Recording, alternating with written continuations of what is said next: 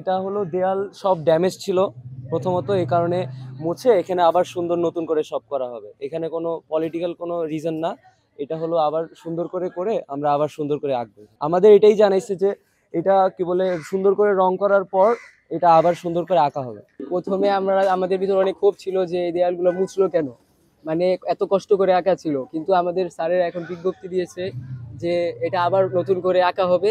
এখন একটু আগে ক্ষোভ ছিল, এখন একটু খুশি লাগছে। গ্রাফিটিটা একটা মানুষের আবেগ অনুভূতি থেকে আসে, এটা তো এর আগে আর কখনো হয় নাই। আমাদের জুলাই বিপ্লবের পর থেকে ছোট থেকে বড় প্রত্যেক শ্রেণীর স্টুডেন্টরা, বাংলাদেশের যত বিশ্ববিদ্যালয় স্কুল কলেজ আছে সবগুলোর দেয়ালে কিন্তু গ্রাফিটিটা এটা তাদের মন থেকে করেছে আর কি।